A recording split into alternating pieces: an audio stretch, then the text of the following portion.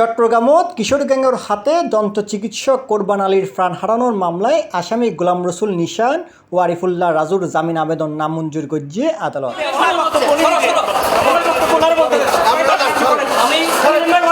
আমি ঘটনাস্থলে ছিলাম না, আমি সম্পূর্ণ নির্দোষ। আমাকে মিথ্যা মামলা ফাঁসানো হয়েছে। আমি একজন বীরোত্তম খ্যাতপ্রাপ্ত মুক্তিযোদ্ধার সন্তান। আমি চট্টগ্রাম বিশ্ববিদ্যালয়ের ছাত্রলীগের সাবেক সহসভাপতি। জুনের ২৬ তারিখ বুধবার চট্টগ্রাম মহানগরের দায়রা জজ বেগম জেবুন্নেসার আদালতত গোলাম রসুল নিশান তার অনুসারী প্রায় ৫০-৬০ জন কিশোর গ্যাং ও সন্ত্রাসী গ্রুপের সদস্য লইরে আত্মসমর্পণ করি জামিনের আবেদন করতে যায়। আদালত শুনানি শেষে তার আবেদন নামঞ্জুর করিয়ে কারাগারত প্রেরণের আদেশ দেয়। শুনানির এই রায় পাইয়ে সন্তুষ্ট প্রকাশ করে এই মামলার বাদীপক্ষের আইনজীবী আব্দুর রশিদ ও বাদী আলী রাজা রানার ভাই আলী আকরাম। হাজতজন মানে আর সুতরাং হাইকোর্ট থেকে এনটিসিপিটির বেলানো পর একটা সামনা করি ইতার বিরুদ্ধে অভিযোগ থাকার কারণে লানেট কোর্ট ইতারা হাজত দিবে হাজত দিয়ে এখন বর্তমানে ইতার কাস্টডি দেবে। যে রায়টা হয়েছে আমরা আলহামদুলিল্লাহ এটার উপর সন্তুষ্ট আছি। আমরা চাই যে দ্রুত যে বাকি যে আসামিরা আছে তাদেরকে দ্রুত আইনের আওতায় এনে দ্রুত দৃষ্টান্তমূলক শাস্তি এটা করা হোক। ভাষায় প্রকাশ মতো আমার কাছে ওয়ার্ড নাই যে আমি বলবো, কারণ আমার মাথার উপর থেকে ছায়া চলে গেছে।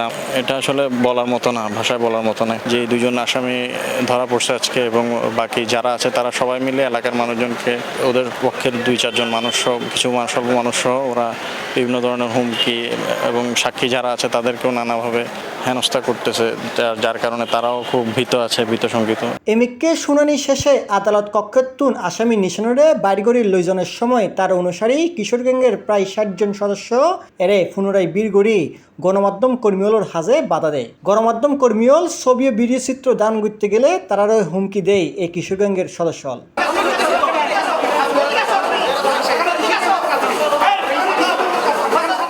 এই মামলায় আসামি অলদি মাহির, সামি, আকিব, বগা সোহেল, ফয়জুল আকবর চৌধুরী আদর, প্রিন্স বাবু, আরিফুল্লাহ রাজু, অপূর্ব, সাগর, রিয়াদ, সংগ্রাম ও সাফায়েত। তারা বেগুনই কিশোর গ্যাং লিডার গোলাম রসুল নিশানের অনুসারী।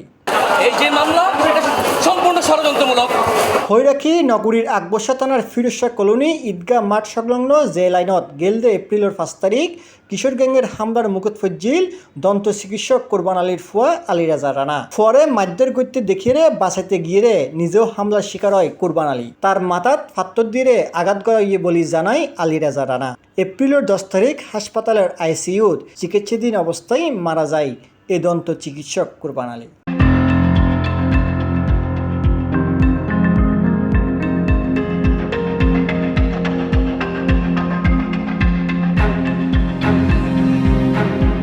জামিউল ইসলাম মামুন, C+ টিভি, চট্টগ্রাম।